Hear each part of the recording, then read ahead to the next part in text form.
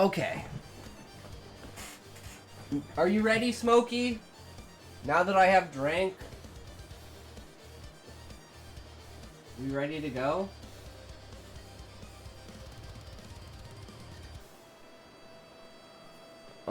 I just had an idea for this. I'm not scared yet. I'm just confused, intrigued. Realize I'm in a dream of my story. This is where I think it's a dream, but it's like, oh shit, no, it's not actually a dream once I start, like, actually interacting with the world, and it's like, oh fuck. This isn't good. I know exactly where this is going. Uh-oh. So I'm gonna give, like, the entire first bit of it is just gonna be giving the backstory of the tribe, my story, who I am, where I am, and, like, what's happening. So it's giving the essence of, yes, I woke up in my own story. Because I still don't even know how to really present that trope, being in someone else's body.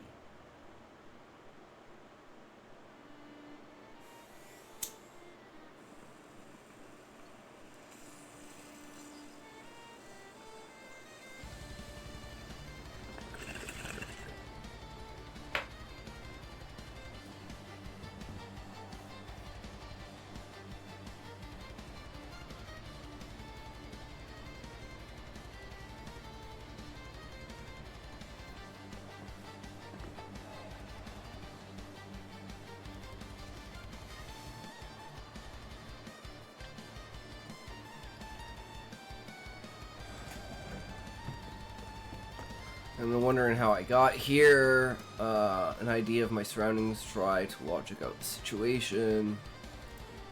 Scene 2 is enjoy the show. Find out what's happening, so... I can't freely move to look around, so I have to pay attention and hope the body places my eyes where I can learn more information. And then there's the pot I'm sitting in is heating up. And then this goes to, because we changed this from, right. This is scene 3 now. And we got up to like scene 3-5, that's what it was. It's just like, there's not very many scenes to this, so. Screaming in my head and panicking, unable to move or control myself, but I feel everything. Scene is enjoying the show. This is chefs come to cut pieces of my body to cook them in pear pots. Screaming in my head, panicking, unable to move, control myself, but I feel everything. Dilemma.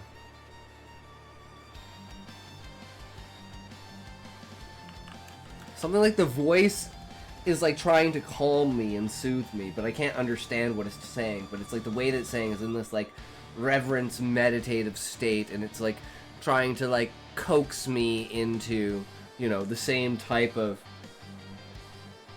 like daydreaming state, so I'm not feeling what's going on, right?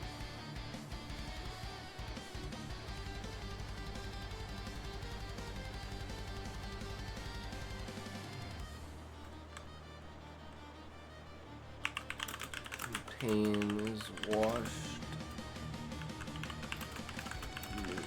Numbing of the mind is the meditative state of the body's original mind calms me. Decision.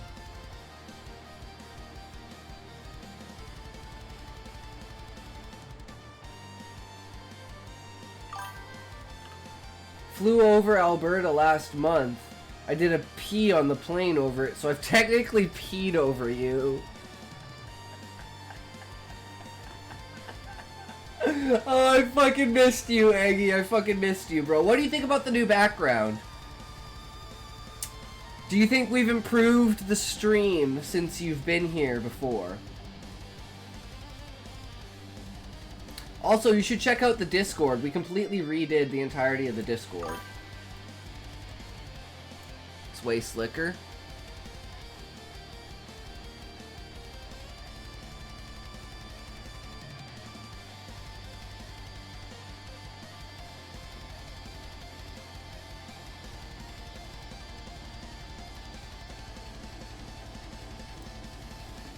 Callie did everything on the Discord.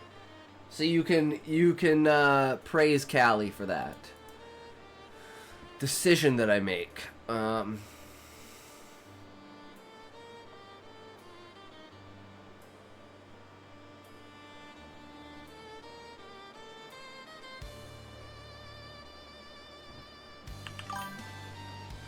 Stream background is a lot slicker, I mean. That's what I mean. Yeah. The music is good. Nice. Epic. We have a new section to the stream called Commentary, where we comment on some sort of social thing. Usually that has to do with an Asmongold clip. But I don't know if you know, Eggy, because I don't know if you actually keep up with Asmon, but there may be a loss of Asmon for a significant amount of time. Unfortunately.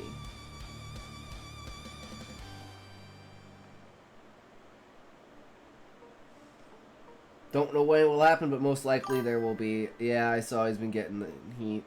It's not... Didn't hear why. Oh, it's because his dad has pancreatic cancer. So he's been kind of fucked for the last, like, month. So he's been taking a lot of days off to do stuff, and it's just a, yeah, I can't imagine. So that's a thing. So he's considering taking a significant amount of time off. But, you know, hard to stop doing what you love. So it is what it is. But if anything, if we get kicked off of Wattpad because of this, this is the story that I would put on Asmon's Reddit. And I would see if people would like this kind of writing. This story. Because it doesn't adhere to, like, the fucking normals of censorship. It's taking a real humanistic historical event and portraying it in a not so glorified way, but an understanding of and respect for the time, the people, and their beliefs. Whereas I think people look at that and say, that's bad! But it's like, well, no, it's a preservation of ideas. And that's, like, the reasons why I write those kinds of stories.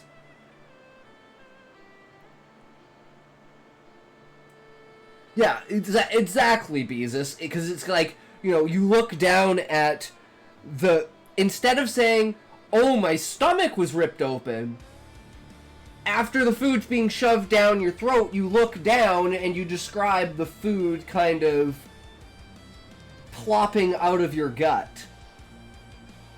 And thinking of it like, I'm literally thinking of it like, you know the Play-Doh forming things? Where you'd like press the thing down and then it like spits out like whatever shape of the thing? I'm imagining it like that. Like, you feed in the Play-Doh, you press the thing down, and it just kind of squirts out, like, chunks just kind of flowing out of your stomach into the water. 600 bits to watch you plop in stream.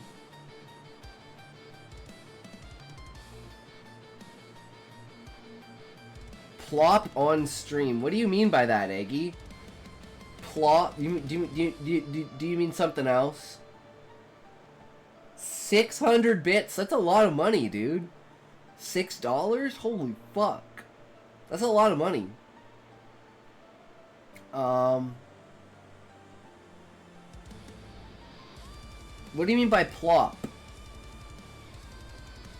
That I'm confused about.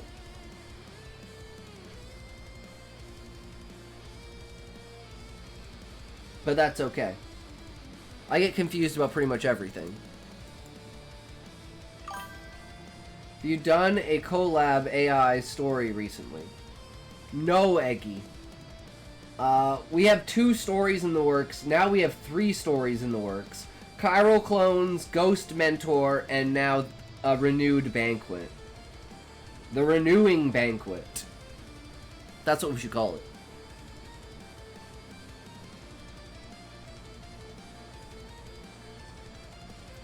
But we've been using AI to edit. Chiral Clones is like government conspiracy with clones and like Island of Dr. Moreau of turning people into animals. And it's like a asylum where you're not sure if the character is imagining being turned into an animal because he's fucking crazy, or if the genetic experiments are actually happening. Shit, I'll check that out. I love that idea. It's not... We've only written about half of it so far.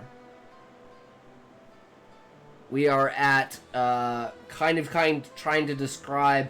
There's, like, a disease going around, and that's what they think. These people have a disease, but it's actually the clones. And the way that the clones are structured, with the way that their DNA is they basically die of starvation. So they think it's some sort of disease that's preventing nutrients from being absorbed into your body. So it's kind of something like an extreme level of, like, AIDS or something like that. Where it's like... Your immune system, like, is attacking the nutrients inside of your body instead of absorbing them. But yeah, we got that all from a PBS Spacetime episode about why all life forms seem to be right-handed chiral DNA, which means their DNA folds in a right helix.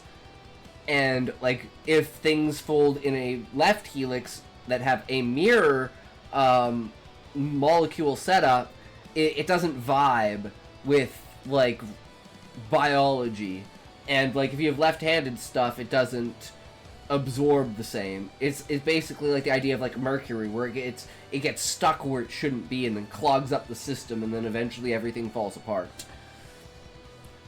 And the main character is, like, a spy who's actually Carson Miles. Hey, yo. That's nuts. I've never heard of that. Neither have I. That's why I love these. What's up? We are talking about my stories, Carson. Are you a writer? Are you a reader? Are you a purveyor of stories and ideas? Do you enjoy pushing the line of creativity? As in such, we are writing a story about me waking up in my own story about a ritualistic, cannibalistic, self-cannibalistic, Native American succession ritual, where I wind up having to eat myself. And then the rest of the tribe eats me after I die. What a way to greet people. I mean, hey, if they leave now, man, they ain't gonna survive in the stream. This ain't even half the shit that we do. This one's topic is just cannibalism. I know it's a hefty topic for some people, but it's very historically, not accurate, but influenced. I'm sure there was a tribe out there that did something like this in the history of humanity. Right? But, yeah, what do you think about that, Carson? Is that intriguing to you? Does that bring you in? It's probably the darkest subject you touch, honestly. Well, there's suicide. There's, like, origin story stuff. I'm so creative person. I create everything from scratch, but I'm also a reader and studying software. Oh, that is cool, Carson. Do you have any stories that you would like me to share? If you want, feel free to join the Discord. We have the public poetry, where you can put any poetry, public stories, if you want to drop any of your stories in here, and I'll read them. And we have the self-promotion, if you have anything that you want to promote, whether it's, Wattpad, or Amazon, Royal Road, any kind of Goodreads, whatever it is. Feel free to join, pop in there, and, yeah, have a look. I've been trying to learn how to program better, but my brain isn't as receptive to new knowledge as it used to be. Yep, that's the problem with getting older, Beezus. But good to have you in here, Carson. We are always looking for more creative brains to look at more perspectives and give more critique and more insight. And, help us evolve and expand our entire writing.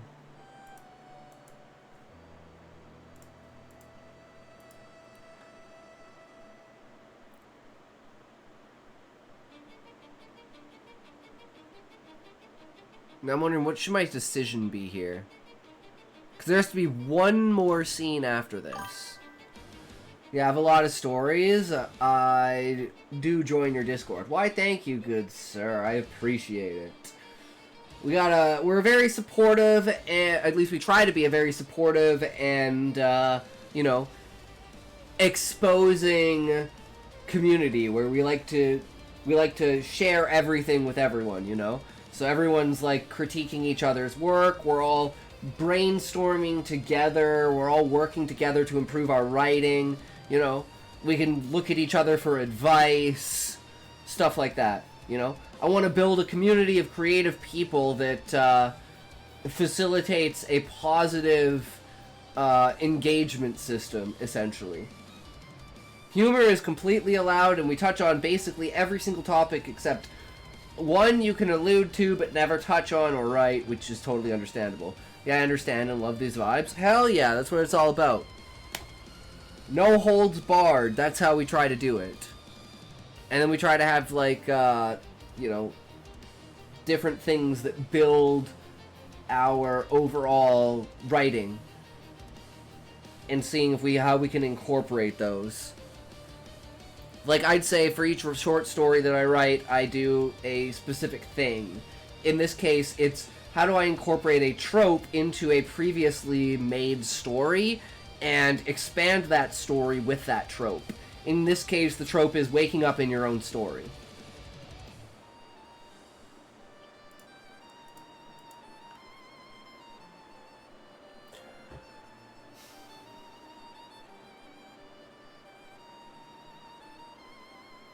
And the hardest thing with it is the presentation of respect towards, like the societies that used to do this kind of stuff, right? It's very much a on-the-ball thing that we need to be very careful about where and what we do, how we present things, what subtext is, like, you know, we gotta use subtext for shit. We can't just outright say it, but we have to outright say some things, and then you can just infer from there. But then there's my side of it, of my own brain inside of the story, being like, okay, how can I explain to the readers the situation that I'm in right now? And the best way I write is with scene structures, creating scenes, structuring them, and then just basically writing in that specific notch for each scene. We haven't gotten to the point of, we've kind of have a little bit, but not really touched on, like, disordering scenes and stuff like that. That's the next thing I kind of want to try, is shuffling around the order of things, just to see how, like, the presentation of the story is. But at this point, I'm trying to extrapolate on something that's not very long while still trying to converge it down, because we need it to be less than 2,000 words. And the original story is 1,000 words, but it doesn't give much description of anything.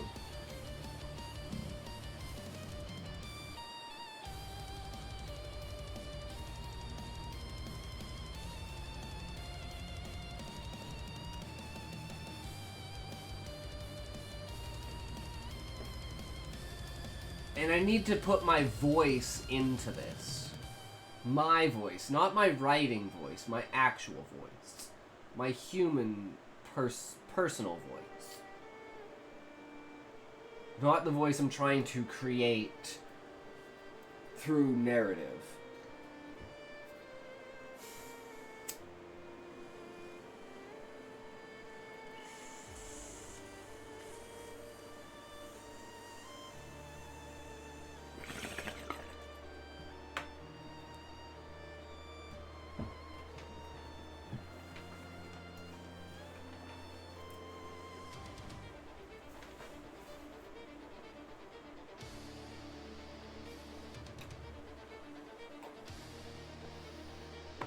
All right. Decision.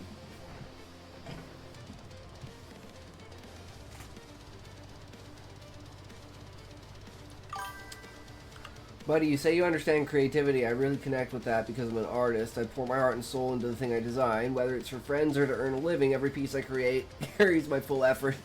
Creativity. The truth is, no one seems to understand me. No one respects the work I do. I keep getting rejected like I'm nothing, and honestly, it breaks me. That sucks, Carson.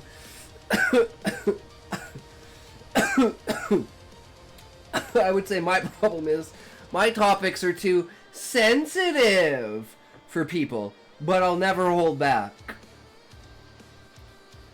So, yeah. Provocative, forward-thinking, deep, thoughtful, humanistic,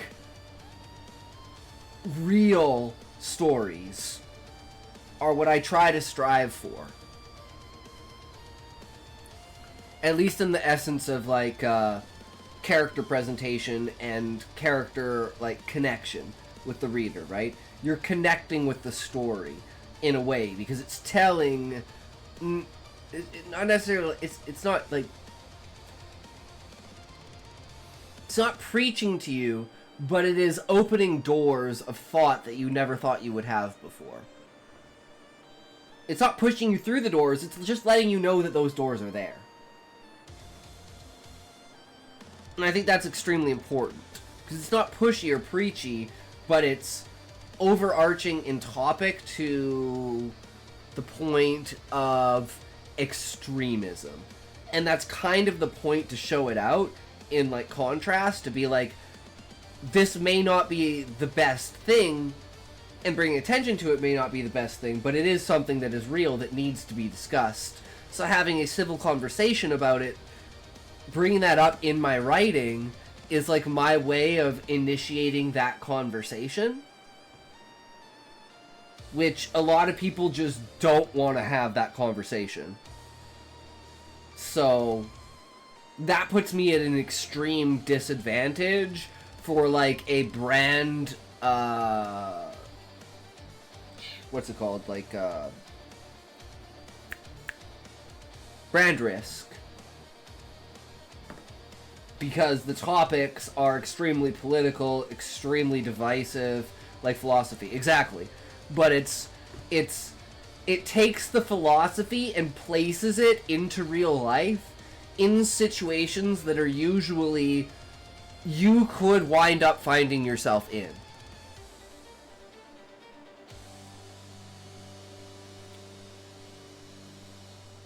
Like, I think the best example of that is, like, the Hunter Biden crashing Air Force One into the Burj Khalifa, and the idea of, like, nepotism being rewarded to a point and, like, neglected to a point that it completely destroys the entire system and brings down everything.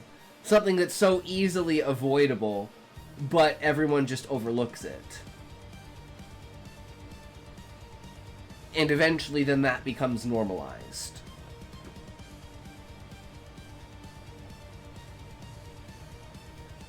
But do you have any work, Carson, that you would like me to read? Because I'm very intrigued. If you have Google Docs or anything like that.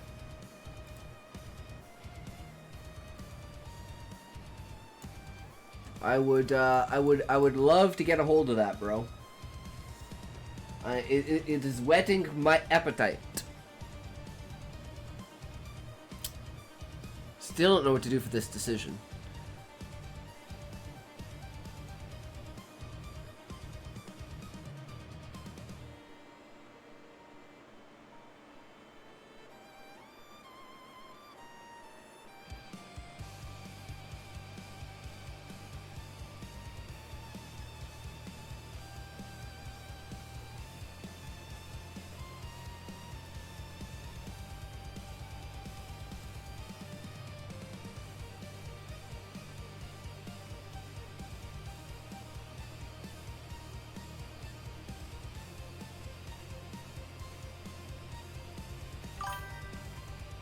I love to read philosophy. I also want to write, but due to studies and work, I'm not able to do that.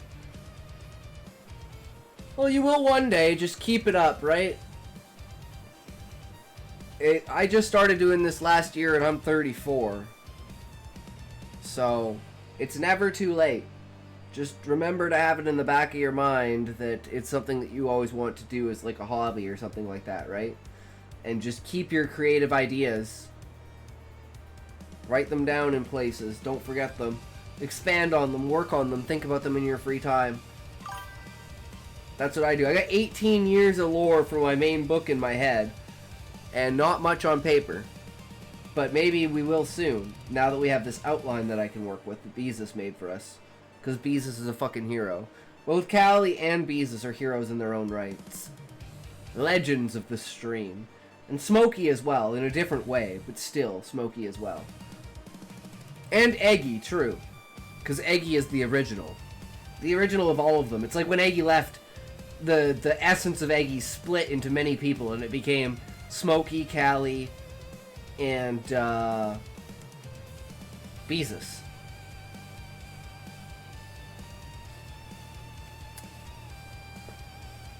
But, you know, the more the merrier when it comes to people like us, right? I'm like, does he resign here? Do I resign here? Or I'm just like, I just accept,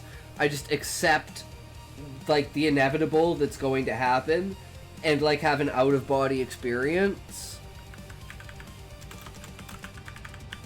Accept the inevitable.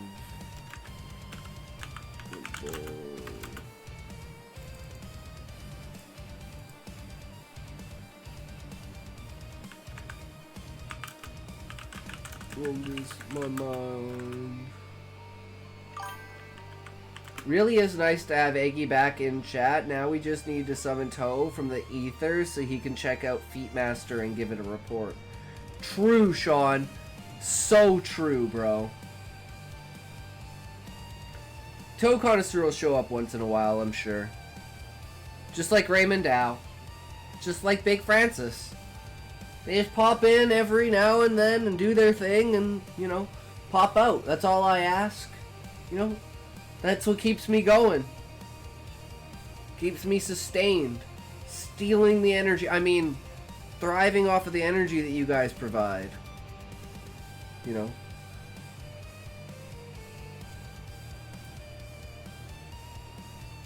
And building more engagement with interactions in order to become better at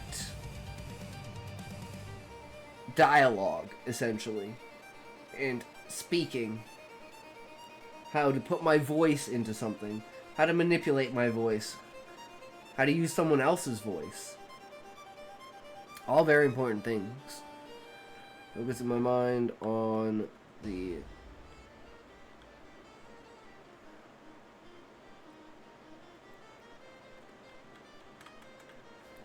I gotta focus on something.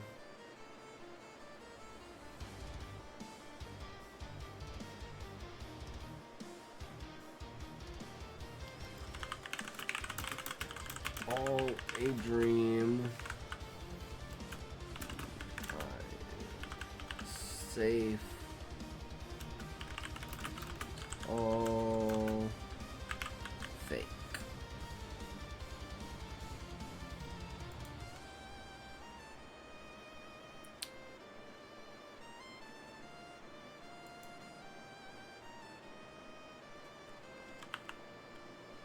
And then scene 4 goal is...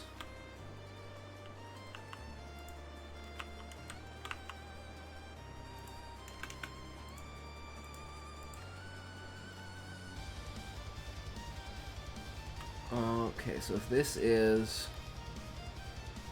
the feeding.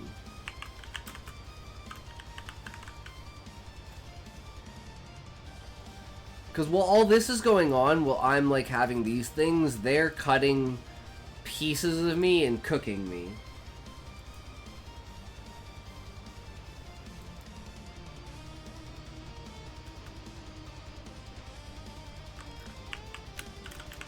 To eat as much as possible.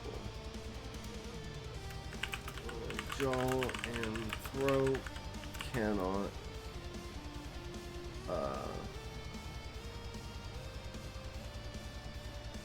keep up. Food is forced down my throat.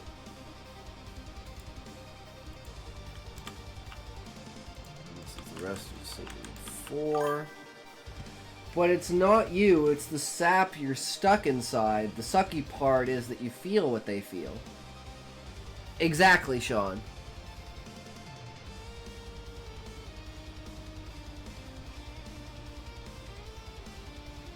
But the guy I'm stuck inside has had his entire life to mentally prepare himself for this. I just woke up in a dreamy haze and now I'm like, oh fuck. I know exactly what's gonna happen.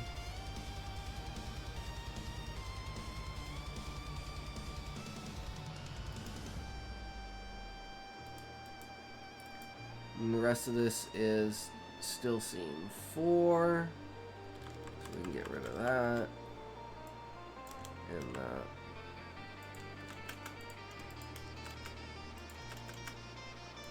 Reaction. I die.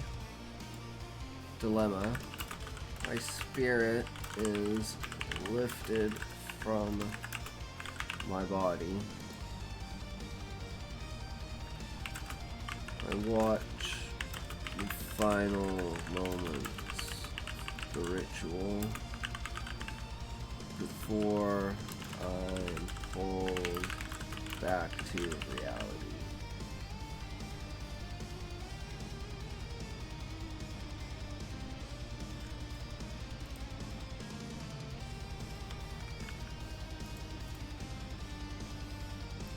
I'm imagining, like, myself falling out of the TV and, like, slamming into my chair and just, like, sitting there being like, what the fuck just happened?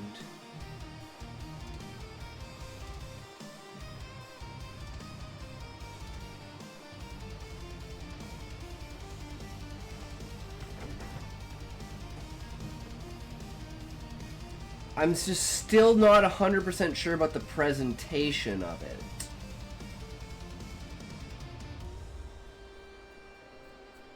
But I think this works really good as the overall. Imagine if a guy's seed is the ultimate fountain of youth for women.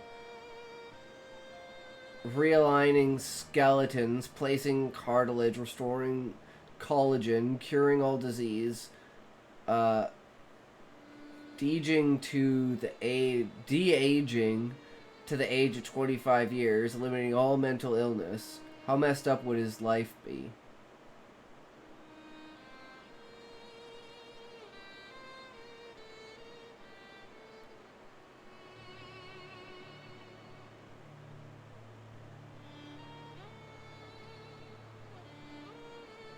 Depends on if he lets people know that.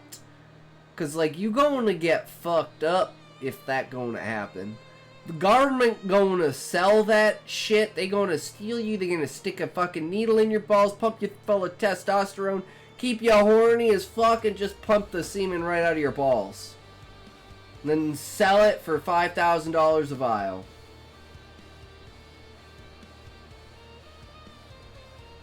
You'll be like the Rick in the Rick Citadel, the one trapped in the chair who has the memories that makes, you know, those wafers that taste so good because they taste like satisfaction because they're made from the flavor of a Rick that's satisfied.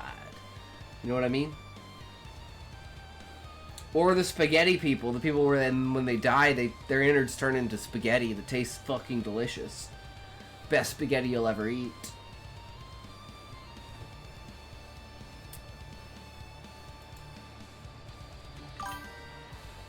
Man, that is a lot tamer than I expected from you. What do you mean, Sean?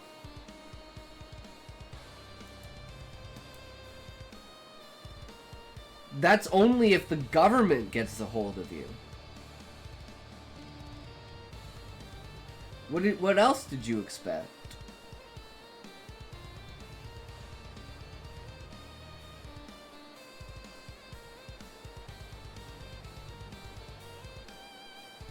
I mean, they gotta do genetic experiments on you to figure out why, so they can synthesize the semen itself, and then they don't need to rely on you.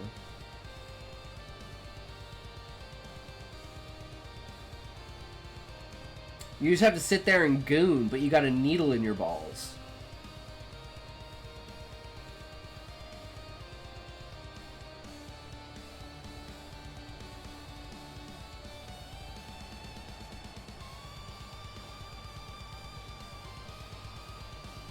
I mean, I'm a masochist, so I might actually go along with that. That sounds awesome.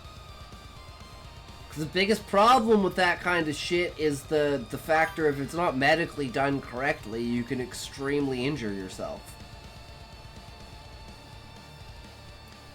Guy is gonna be curled up in a corner screaming, "Leave it alone, it hurts." You aren't getting near him because there's a swarm of old biddies trying to get some. Welcome back, Blessed. You couldn't stay away for long, could you? It's totally understandable. No worries, Blessed. I know how riveting I am. It's all good. Question is, guys, do we start writing the story now, or do we let these ideas coagulate? Is it rude to ask a guy streamer, are they gaining weight?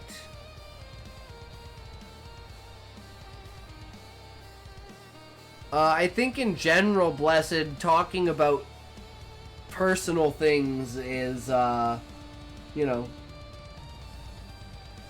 pretty rude.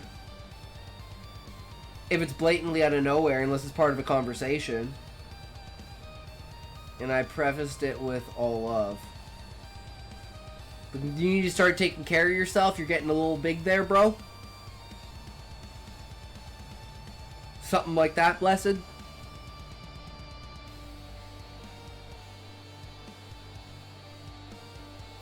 Or it's not quite... You'd probably love it at first, but after a while he'd be doing anything and everything to avoid women. And then he'd have no clothing he could wear because everything he had got literally ripped off. Wasn't in the convo, those were my exact words.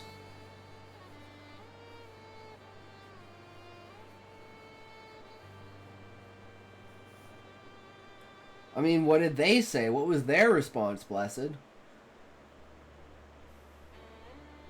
Did they ban you? Ads.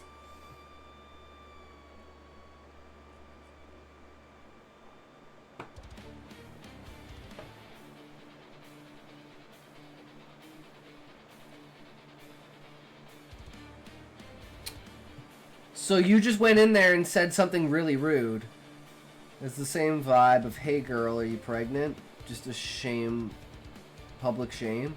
So why did you do this? Blessed? I'm confused. You went into someone else's chat and you said something very rude to them, and then you came in here and said, "Is it rude to say that?" I'm so confused. Or did someone else say that? And you're just asking if it's rude to say. I'd have asked for if the camera was placed wrong because it's stretching his image, making him look fat. Pretend it's a technical issue and stick to that story with everything you're worth. So you called someone fat and then came in here and asked if that was rude.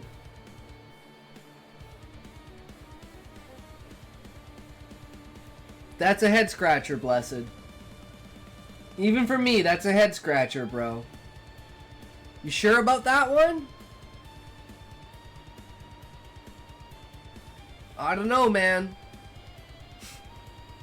Seems pretty far down the rabbit hole to me. Where are you at, bro? Where the fuck you at?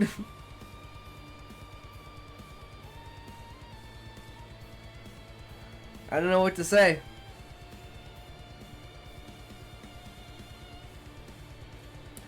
It is what it is, right? I think a dude wouldn't give a crap. A lady, though. Execution incoming. True.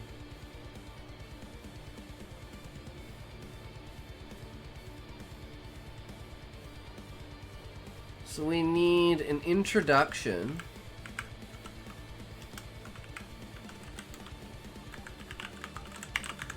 To the scene. For each of the scenes.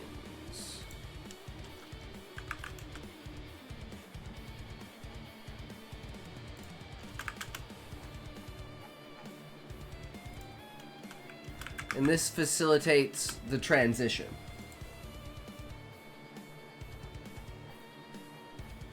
Sometimes we don't need one for every scene, but just to have them there is a good thing. You now is just because it looks like a dude doesn't mean they don't identify as a lady. I thought dude to dude about weight isn't a big deal. I mean, it depends on how you say it. If you say, dude, you're fucking fat, go work out, that's pretty rude.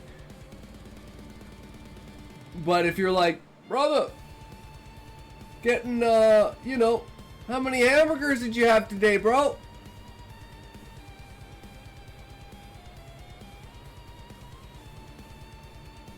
Hey, Tubby, you ever get tired of all the Big Macs? Exactly, Bees. That's exactly what you want to say. With all love, are you gaining weight? And what was their response? Cut down the salt, you're retaining water.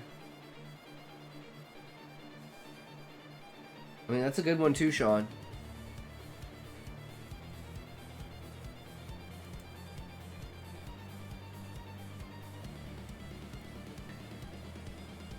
No, that's very rude to say.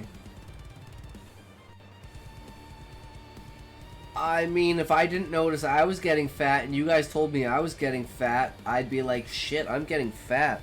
Guys, am I fucking fat? Ah, fuck, I'm fat. Shit, guys. Look at that jiggle. I'm fucking fat. God damn it. Fuck. Sad but true, man. I don't know what to do. I don't know what to tell you, man. It is what it is. 27 Big Macs a day is just, I guess it's too many. I mean, that's what my bank account said, but I was like, fuck that. I can eat whatever the fuck I want, bitch. Guys call themselves fat slobs all the time. Common line. I graduated from a six-pack to a keg. Exactly, Sean. Dad bod, keg bod. It's subjective, no? It's very true, Blessed. I like bigger chicks, so, you know, but I like buff dudes. Because I'm not attracted to dudes. I'm just attracted to dick. So the hotter a dude you are, the better. But attractiveness for women is, like, totally secondary. Because I ain't going to be looking at them. They're going to, you know...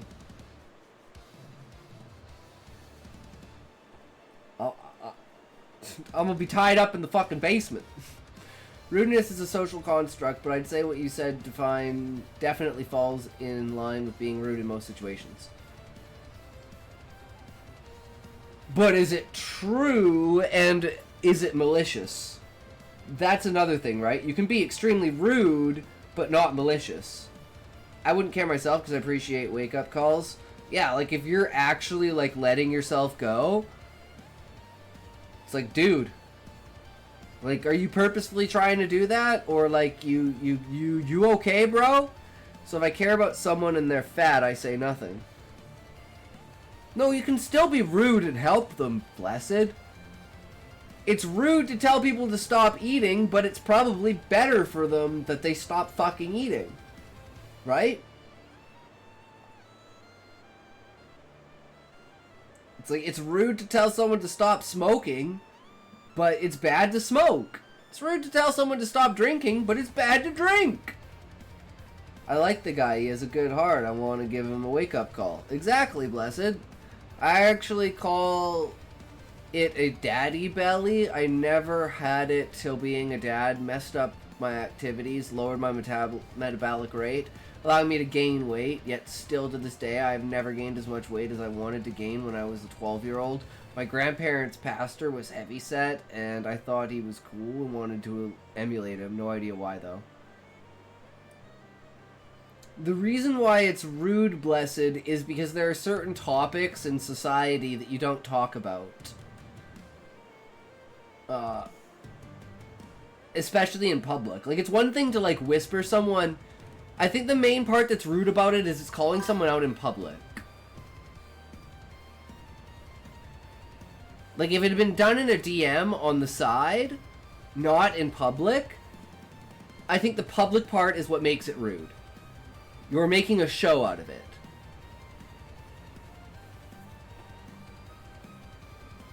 Because then your intent gets twisted. Because then they don't know if you're making fun of them, if you're trying to get attention, or if trying to give them a wake-up call. But if you just slyly DM them on the side and say, you know, like, I've watched you for a while and I've noticed your health might, are you okay? Like, need some motivation to get into shape or something? Wanted to have a conversation about exercise. See, now, if you'd started with a conversation about exercise and then moved into that, I think that's a little bit different than just bringing it up randomly. One reason it's rude is you can't transmit emotion in text. The next reason is it was on stream when everybody could see it. If you cultivated a relationship before the situation where you talk about stuff like this before, then I'd say they're overreacting. Yes, Bees, this is all about, rude is like spontaneous and out of pocket, right? If it's something that's been discussed before, if it's something that's, like, been brought up, it's something that's been discussed, it's an ongoing topic, that's completely different. But if you aren't that close and just randomly pop in, then it wasn't your place to do it. He doesn't know me well.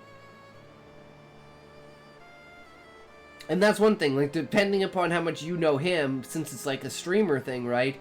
He may not know you as well as you know him, so that might be a barrier to entry, right? Where you feel more parasocial. So that could definitely be a barrier to entry there.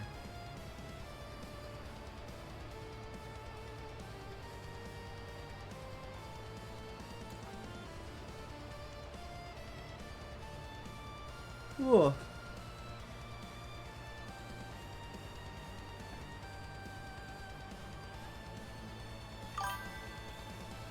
My friends would be upset, but I do it anyways, even if it's rude. Are we talking about how Itox needs to lose weight? Honestly, I agree he might be getting too jacked for his cross-dressing. That's why I'm trying not to, like, muscle up, Because, like, I look buff as fuck as a woman. But I'm, like, skinny as fuck as a dude. That goes to show you perspective of what you think of, like, the muscle size of women.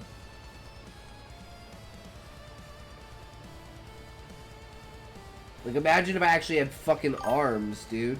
I know jacked girls are hot, Beezus, but I'm just saying, like, I look like a jacked girl, even though I'm not really jacked. Just because that's the expectation of female musculature.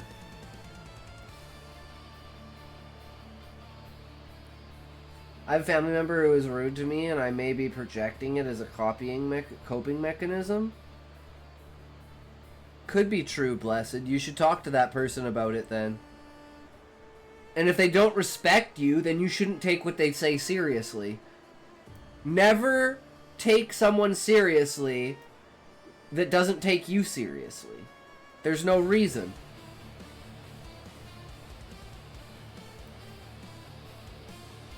They're not worth your time.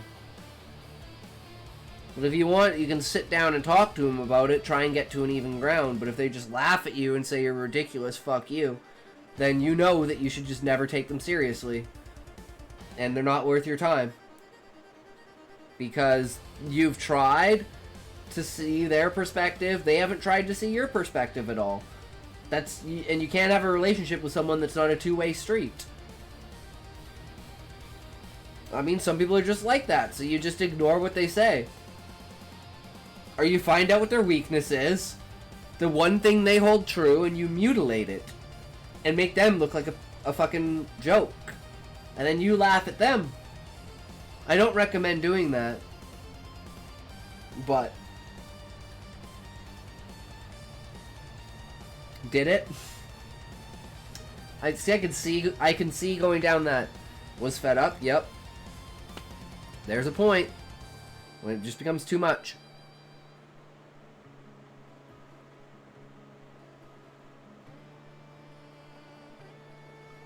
Reminds me of Beezus' story with Alex calling out his dad with Viagra.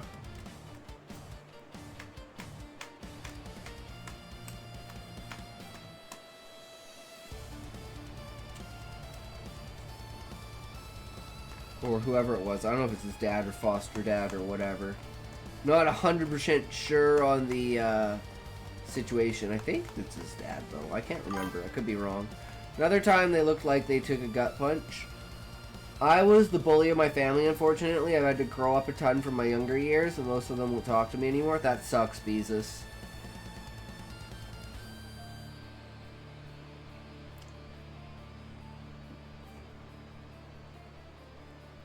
But at least, you know, keep trying to extend the olive branch. Maybe one day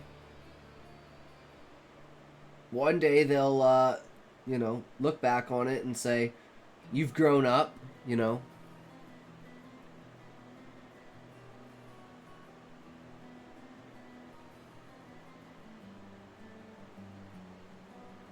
But it is what it is. Family is a very difficult thing. Growth only makes a difference for your future. It never makes up for the things you've done, unfortunately. Yep. But I figured out their ways and retaliated, even to the score. Yep, you gotta use their weapons against them. It's just the way that it is. But I think we're gonna let this cook, guys. We're gonna let this sit. I'm gonna think about the story tomorrow at work. I'm gonna write down some notes about it and do some drafting, and we're gonna see what happens. But for now, we haven't played it in a while, so let's play some fucking Monster Hunter. Dreamy Bloody, let me guess who your favorite character is. Terrence Fletcher. Judd Nelson.